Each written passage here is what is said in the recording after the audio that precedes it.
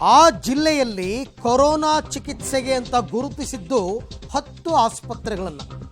ಆದರೆ ಆ ಜಿಲ್ಲೆಗಳಲ್ಲಿ ಕೊರೋನಾ ಚಿಕಿತ್ಸೆಗೆ ವ್ಯವಸ್ಥೆನೇ ಇಲ್ಲ.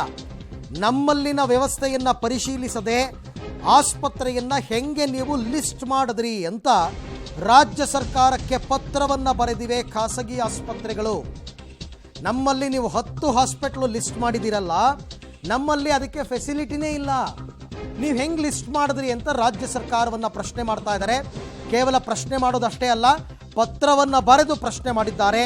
ಖಾಸಗಿ ಆಸ್ಪತ್ರೆಗಳ ಲಿಸ್ಟನ್ನು ಬಿಡುವುದಕ್ಕೂ ಮೊದಲು ರಾಜ್ಯ ಸರ್ಕಾರ ಪರಿಶೀಲನೆಯನ್ನೇ ನಡೆಸಿಲ್ಲ. ಇದು ಗದಗ ಜಿಲ್ಲೆಯ ಸದ್ಯದ ಪರಿಸ್ಥಿತಿ. ಅಲ್ಲಿ ಇರ್ತಕ್ಕಂಥವ್ರನ್ನ ಪರಿಶೀಲನೆ ಮಾಡಿಲ್ಲ, ಕಾಂಟ್ಯಾಕ್ಟ್ ಮಾಡಿಲ್ಲ, ಸುಮ್ಮನೆ ಪಟ್ಟಿ ಮಾಡಿದಾರಲ್ಲ, ಸರಿನಾ ಅಂತ ನೋಡಿ. ಹಾಗಾದರೆ ಗದಗ ಜಿಲ್ಲೆನಲ್ಲಿ ಏನಾಗಿದೆ ಅಂತ.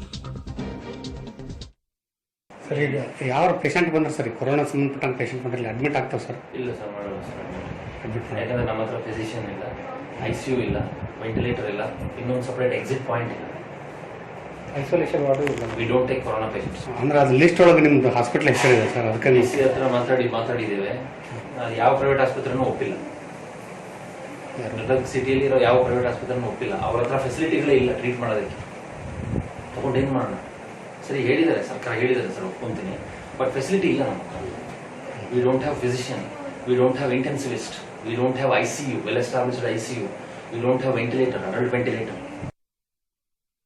ಈಗ ಅದು ಹೆಂಗೆ ಗುಡ್ ಡಿಸಿಷನ್ ಅಂದರೆ ಬೆಂಗಳೂರಿನಾಗ ಓಕೆ, ಯಾಕೆ ಡಿಸಿಷನ್ ಕೊಡ್ಬೋದು. ಯಾಕಂದ್ರೆ ಒಬ್ಬೊಬ್ರು ಪ್ರೈವೇಟ್ ಇದು ಪಬ್ಲಿಕ್ನಾಗ ಒಬ್ಬೊಬ್ರು ಅಫೋರ್ಡಬಲ್ ಇರ್ತಾರೆ, ಅವ್ರು ದುಡ್ಡು ಇರ್ತೈತಿ, ನಂಗೆ ಬೇಡಪ್ಪ ಗೌರ್ಮೆಂಟ್ ಬೇಡ ಅಂಥವ್ರಿಗೆ ಪ್ರೈವೇಟ್ ಕೊಟ್ಟರೆ ಅವ್ರು ಪ್ರೈವೇಟ್ನಾಗ ಆರಾಮಿರ್ತಾರೆ, ರೊಕ್ಕ ನಮ್ಗೆ ಹೋಗ್ಬಿಡ್ಲಿಲ್ಲ ಪರವಾಗಿಲ್ಲ ಅಂತಾರೆ. ಅಲ್ಲಿ ನಡೀತೈತಿ. ಅಲ್ಲಿ ಯಾಕಂದ್ರೆ ಸಪ್ರೇಟ್ ಎಂಟಿಟಿ ಇರ್ತಾವೆ. ದೊಡ್ಡ ಫೋರ್ಟಿಸ್ ಹಾಸ್ಪಿಟ್ಲು, ಅಪೋಲೋ ಹಾಸ್ಪಿಟಲ್ ಇರ್ತಾವೆ. ಈ ಸಣ್ಣ ಊರಾಗ ಒಂದು ಹಾಸ್ಪಿಟಲ್ಗೆ ಎಲ್ಲ ನಾವು ನೋಡ್ತಿರ್ತೀವಿ. ಈ ಸಪ್ರೇಟ್ ಬಿಲ್ಡಿಂಗ್ನೂ ಇಲ್ಲ, ಸಪ್ರೇಟ್ ಇದೂ ಇಲ್ಲ, ಇಲ್ಲಿ ಇರೋದೇ ಡಾಕ್ಟರ್ಸ್ಗಳು ಕಡಿಮೆ. ಅಲ್ಲಿ ಕೋರ್ಟ್ ಗಟ್ಟಲೆ ಪೇಷಂಟ್ ಇದು ಡಾಕ್ಟರ್ಸ್ ಎಲ್ಲರೂ ನಡೀತೀವಿ ಅಂತ ಬರೀ. ಅದು ಹೆಂಗೆ ದೊಡ್ಡ ಊರಾಗ ಬಾಂಬೆ, ಬೆಂಗಳೂರು, ಡೆಲ್ಲಿ, ಚೆನ್ನೈದಾಗ ಚಲೋ. ಸಣ್ಣ ಊರಾಗ that decision is I think ಇಲ್ಲ. ಮೊನ್ನೆ ಅದ ಎಲ್ಲ ಇದು ಮಾಡ್ಯಾವ್ರಿ, ಹೋಗಿ ಅವ್ರು ಅದಂದ್ರೆ ನೋಡೋಣ, ಹಂಗೇನು ಅವಶ್ಯಕ ಇದ್ರೆ ಮೀಟಿಂಗ್ ಮಾಡಿ ಇದು ಮಾಡಿ ಹೇಳಿದಾರೆ ಸರ್. ಈಗ ಹಂಗೇನಾದ್ರೂ ನಿಮ್ಮ ಹಾಸ್ಪಿಟ್ಲ್ ಅಥವಾ ನೀವೇನಾದರೂ ಅಲ್ಲ, ನಮ್ಗೆ ಫೆಸಿಲಿಟಿ ಬೇಕಲ್ರಿ. ಇವ್ರ ಹಂಗೆ ಸುಮ್ಮನೆ ಅಡ್ಮಿಟ್ ಮಾಡ್ಕೊಳಕ್ ಬರೋದಿಲ್ಲ. ಫೆಸಿಲಿಟಿ ಇರ್ಬೇಕಲ್ಲ, ICU ಇರಬೇಕು, ಫಿಸಿಷಿಯನ್ ಬೇಕು, MD ಡಾಕ್ಟರ್ ಬೇಕು, ಅದನ್ನೆಲ್ಲ ನೋಡಕ್ಕೆ. ಈಗ ನಾವು ಇಲ್ಲಿ ನಮ್ದು ಇರೋದು ಮೆಟರ್ನಿಟಿ ಡೆಲಿವರಿ ಸೆಕ್ಷನ್ ಇರೋದಿಲ್ಲ ನಮ್ಮ ಕಡೆ. ಈಗ ಅದು ನಮ್ಗೆ ಆಕ್ಚುಲಿ ಇದು ಬರೋದಿಲ್ಲ. ಫಿಸಿಷಿಯನ್ ಕೇರ್ ಹೋಗಿರ್ಬೇಕು ಪೇಷಂಟ್ಸ್, MD ಇರ್ತಾರಲ್ಲ ಡಾಕ್ಟರ್ಸ್, ಅವರು ಇದನ್ನು ಆ ಥರ. ಈಗ ಗದಗ ಹೋಗಿರೋರು 4-5 ಜನ ಅದಾರೆ ಎಕ್ಸ್ಟ್ರಾ. ಈಗ ಪ್ರೈವೇಟ್ ಹೋಗಿರೋರು ಯಾವ ಸರ್? MD ಮುಗಿಸ್ತಾರೆ, ಫಿಸಿಷಿಯನ್ಸ್ ಆ ಥರ ಎಲ್ಲ. ಅವೆಲ್ಲ ರಿಸ್ಟ್ರಿಕ್ಷನ್ಸ್ ಅದಾವು.